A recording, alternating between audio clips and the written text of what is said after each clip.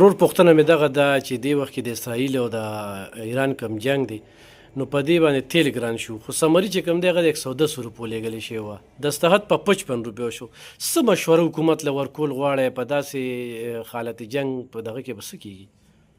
ګوره په عالمي سطح کې خیال دې کړي نو ابنای هرمز نه د تیلو ترسیل بند شوی دی زیات تر ملکونو ته، خو د هغې باوجود که ته وګورې نو هم د دغې ابنای هرمز باندې جاپان ته هم دغه ځای نه تیل ځي، رشیا دغه ته هم چین ته هم ځي او انډیا ته هم راځي. په دې ملکونو کې د تیلو قیمت نه دی اوچت شوی، صرف پاکستان کې اوچت شوی دی. د دې یو وجه دا ده چې دلته آی ایم ایف د اړخ نه کم دباو راغی، آی ایم ایف وایي چې تاسو به عوامو ته سبسیډي نه ورکوئ، بل ورځنی خبر دی.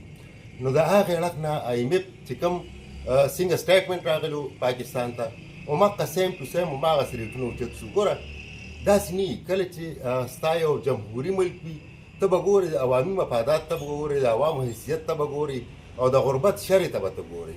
نو چې کله د غربت شر دونه زیات وي چې ستا ملک په پیکیجونو او په زکاتونو او په بی ای ایس پي او په دغې باندې روان وي زیات تر، او د غربت شر دومره لاندې وي، نو بیا په داسې صورتحال کې بوج چې وي نو هغه په حکومتي حلقو باندې هم تقسیمول غواړي. داسې نه چې ته ټوټل بوج راوړې او صرف په عوام باندې بوج ور واچوې. نو په دا صورتحال چې ګوره دا څنګه فیصلې شوې چې 55 روپۍ لیټر بس एकदम اوچت شو. دلته خو شهباز شریف ویلي چې 28 ورځو مونږ سره سټاک شته د تیلو. دویمه خبر ده چې رانا ثناء الله پرون بیان راغلی و چې یاره د دې ابنای هرمز نه نور روټس هم شته، نورې لارې هم شته، مونږ هغه استعمالولی شو، تیلو قیمت به دونه نه اوچتېږي، نو هغه روټس ولې استعمال نه شو. دریمه خبره دی کې دا چې एकदम دا دونه ریټ اوچتېدل، نو ګوره بیا پکار دا وي چې لږ غوندې په دې کې ګیپ پکار وي. لکه پمپونو کې هر یو ته سوچ وکړه په یو ټینکر کې راځي 28,000 لیټر تیل راځي، نو په دې پمپونو کې خو بله سټاک هم موجود و، نو هغه سټاک باندې एकदम بیا خو داسې پکار و چې همدغه چې کوم سټاک موجود و په دې باندې خو ریټ اوچتول نه پکار که نه. نو په دې دا چې کوم د 28 ورځو تیل موجود و نو په هغې باندې هم ریټ اوچت شو. نو بیا خو د دې ته صبر پکار و چې دا سټاک ختم شو، نو بوج ټول راغی په عوامو باندې. ګوره دا چې څنګه پارلماني اجلاس پکار و، صوبایي وزیراعلاګان اعتماد کې اخیستل پکار و، او کوم چې مراعات دي نو دا ختمول د آفیسر یا اشراف یا چې کوم وي د هغې دا مراعات ختمول پکار و.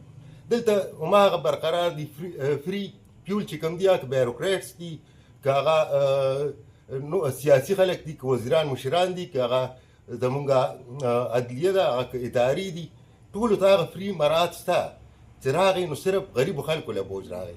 نو دا ګوره داسې نو پکار بوج به ته تقسیمې. همیشه دپاره مونږ دا اورو چې ملک مشکل مور سے گزر رہا ہے، نو ټول عمر همدغه د غریبانو لپاره. بیا دې اثرات چې وګورئ، اثرات د دې دلته کې به اوس ټرانسپورټران به هم کرایانې اوچتې کړي، دا چې کوم اشیاء خوردنوش ترسیل دی نو هغه هم دغه شي. لکه پاکستان خو خودکفیله نه دی پاره یو شي کې، دلته د یو صوبې نه بل صوبې ته ترسیل یا دغسې، نو دا اشیاء خوردنوش قیمتونه به هم دې سره اوچت شي. پکار دا وګوره وزیر خزانه یا حکومت وایي دی ته چې دی کینی دی اجلاس را غواړي، دی په دې باندې حکمت عملي داسې جوړه کړي چې عوام باندې ټوټل بوج را نه شي. همدا چې څنګه فیصله شوې دا خو یو عام سړی د پټي نه را روان که به همدغه فیصله کوي چې تا ته څه هدایات راغلي چې آی ایم ایف ته ته وایي چې ټول بوج ته په عوامو منتقل کړه او ته مقصې په عوامو باندې ټول بوج منتقل کړي. ډېر غلطه فیصله شوې وه او عوامو ته خلک بسې ویاست یو دې وخت کې. د دې حل دا دی چې کوم حلقې دي حکومتي هغې له په دې باندې خو دې کې د اپوزیشن هم کردار پکار. ګوره پکار دا وه چې په دې کې اپوزیشن په دې سټرانګ اواز اوچت کړی چې دومره عوامو ته تکلیف دی، دونه مسایل دي. صرف دا خو نه که نه چې ته دې دپاره په دې اسمبلی کې ناست یا تا دې دپاره وټغېښتې چې یاره زه به صرف د خپل تنخواګانو خبره کوم، خپلې تنخواګانې به زیاتوم یا خپل مراعات دپاره زه اواز اوچتوم، یا به د خپلې پارټۍ پالیسۍ مطابق سم. خلکو چې ووټ ورکړي دې دپاره ورکړي چې دې اسمبلی ته لیږم، نو دغلته به دې زما د حق اواز اوچتوي.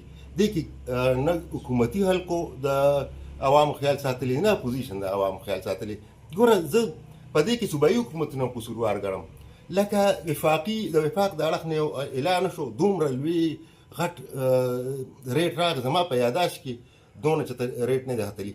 نو صوبایي حکومتونو له هم پکار دي که مرکز یې کوي او که نه تاسو خپل مراعات لاندې راغورځوئ که نه، کم از کم دا فری فیول چې کوم دي دا ختم کړئ چې عوامو سره دا اوس چې کوم صورتحال دی نو ګوره په دې کې زه یم چې دا دونه غټ غټ مراعات اخیستل یا دا فری سیزونه استعمالول دا نه وي. ته به هغه کومه چې د تلې دوه دغه وي چابړي وي هغه ته برابر ساتي عوام او حکومت. نو بیا چې د عوام کوم صورتحال سره مخ دي څومره غربت شره ده، نو په دې صورت کې د دونه لویو لویو ګاړو کې ګرځېدل. زه وایم چې په دې صورتحال کې خو د وزیرانو مشرانو او د منسټرانو د امپیګانو مینګانو دې له په اپیکس کې یا پالټو کې ګرځېدل پکار دي. دې سره دا دونه غټ مراعات دي ځکه دا خو عوامي نمایندګان دي. نو عوامي نماینده به ځان عوام سره تړلی ساتي او د دې لاس به د عوام په نبض باندې وي. الله به ستا ملک